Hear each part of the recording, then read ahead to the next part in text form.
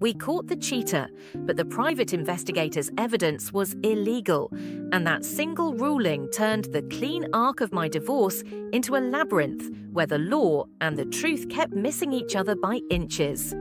My name is Elise Walker, and I'm a family lawyer who should have known better. I met Daniel in law school, married him 3 years later, and built a life around calendars, depositions, and bedtime stories for our daughter Sophie. When the hotel receipt fell out of his jacket, one night near the airport, no mention of a trip, he smiled the way charming men do when they are used to getting out of tight corners. He said, "Client meeting," kissed my forehead, and walked into the next lie like it was a warm room. I hired a private investigator because I wanted certainty, not suspicion. Jack Monroe showed up in a trench coat that looked like a cliché until he started talking, and everything he said cut straight through pretense. "You'll have what you need," he promised. And when I asked how he'd get it, he gave me that veteran's look that means don't ask a question you don't want memorialized. 3 weeks later, he slid a manila envelope across my desk. Inside were photographs and videos. Daniel with a woman named Vanessa Hale, hotel corridors and curtained windows, and the unmistakable choreography of a man who belongs to someone else. Jack said it would bury Daniel. I believed him until the judge took one look, asked 2 careful questions about consent and entry and devices, and tossed the entire package into the legal fire with a clean inadmissible. The world tilted. In 1 minute, I became the divorce attorney who got her own divorce gutted by tainted evidence. Daniel's lawyer called me paranoid and vindictive, and when Daniel petitioned for joint custody like a man auditioning for sainthood, he looked straight into the gallery where I sat and wore an expression that said, softly and unmistakably, "I'm going to take everything." The nights after that hearing were the kind that shred your sleep into thin pieces. I sat at our kitchen table while Sophie dreamed upstairs and stared at those photographs like they were tarot cards of a future that refused to be read. Jack came back without calling, leaned on my doorframe as if he'd known from the minute I hired him that this would happen, and dropped a thicker envelope on top of the first. "You wanted proof," he said. "You got more than adultery." Inside were ledgers, emails, and the kind of spreadsheets corporate lawyers insist don't exist until somebody plugs in the right USB. Stitch by stitch, an uglier picture formed, vendor kickbacks, consulting fees, transfers routed through Vanessa's personal accounts to shell entities tied to one of Daniel's flashiest clients. It was fraud brushed with cologne, money laundering done by a man who assumed charm is armor. The problem wasn't whether it was true, the problem was how we'd learned it. If the affair photos were poison fruit, these files were the orchard. The law is temperate and precise about how truth must enter a room, and everything Jack touched now fizzed with contamination. I told myself to be smart, to let it go, to win the custody fight on stability and routine, and the 1,000 quiet facts of motherhood. And then Sophie said something that changed my calculation. "Daddy's friend Vanessa picked me up once," she said as I tucked her in. "He said not to tell you." There are lines a spouse can cross that a court will shrug at, and lines that light up the word judgment in a judge's eyes.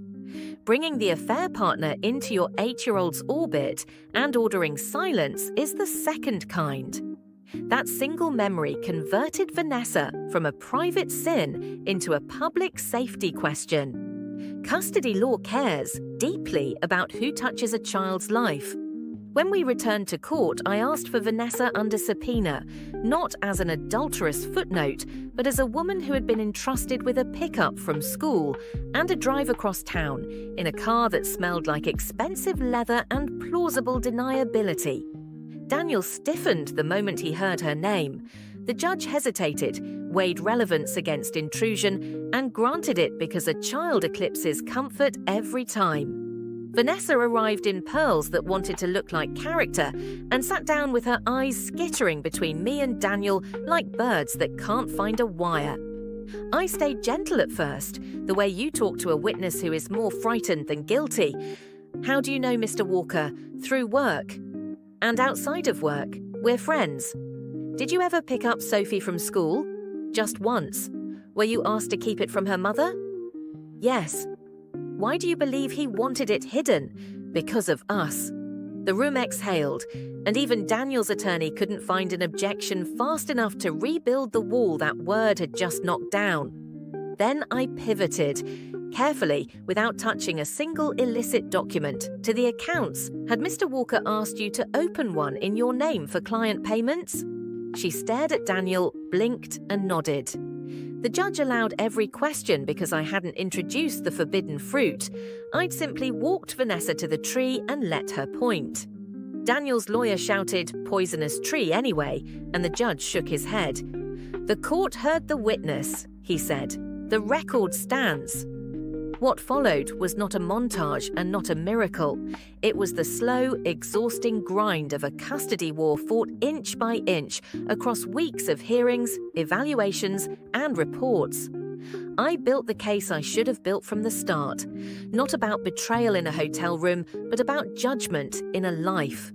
The custody evaluator testified that Daniel had exposed Sophie to a secret relationship and then conscripted her into silence, which is a kind of harm even when no car swerves and no bruise forms. When Daniel took the stand, I asked him in the flattest voice I could manage whether he'd instructed Vanessa to open an account for client funds. He said no without looking at the paper I slid across, a transfer receipt into her name from one of his favourite corporations. The flicker in his eyes was the first honest thing he'd offered the court in months. The judge awarded me primary custody with supervised visitation for Daniel, and, in a sentence that split the air like a clean blade, referred the financial questions to the district attorney. I walked out of that courtroom with my daughter's hand in mine and the precise knowledge that victory had just moved the battlefield. Daniel started a smear campaign in the court of search results. Anonymous quotes, ghost-written think pieces, snide concerns about my use of a PI, and my partners asked me to take a breather, the professional way to say please go invisible until your crisis stops getting on our suits. Jack came back looking like a storm that had decided to stand up and talk. "He's going to keep taking shots until you fold," he said, "then hit him harder." The district attorney's office, young and underfunded and eager, called me into a conference room that smelled like burnt coffee and paper. Vanessa had cracked under oath and then cooperated outside it. The emails matched the transfers, and the transfers matched the slush. The prosecutor said they could indict, but that Daniel was already spinning a narrative in which I had framed him with falsified files from an unethical gumshoe. I went home, reopened Jack's USB, and found the line I hadn't noticed before because grief makes you a bad reader. "Keep Sophie quiet," Daniel had written. "Last thing we need is her mentioning you to Elise again."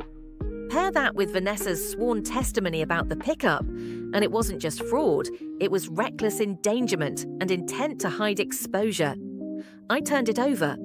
3 weeks later, a camera crew Daniel himself had invited to film his press update on unfair custody captured the officers cuffing him for fraud, tax evasion, and endangerment of a minor. He asked to see me before trial and offered me the last performance he had, a man wronged by a woman too clever for her own good. I told him I didn't need to win, I needed Sophie safe, and left him staring at a table that would never belong to him again. The criminal case moved like a glacier that had finally remembered gravity. Vanessa testified. The ledgers matched the lies. The jury returned with a verdict that didn't cheer so much as settle. 8 years, not forever, but a very long lesson. At night, I sometimes take out the photographs the judge threw away, not because I need to hurt myself, but because the story they don't get to tell matters. They remind me that the truth you think will save you isn't always the truth the court is allowed to hear, and that the path to justice sometimes runs along the edge of rules you cannot break even when your heart begs you to. We caught the cheater, but more importantly, we caught the criminal built around the cheating, the engine he used for money and control. The evidence that started it was illegal and rightly excluded, The case that ended it was built on testimony, subpoenas, and the care of a child. Sophie sleeps down the hall with the door cracked an inch because she likes the night to feel like a secret that lets her breathe.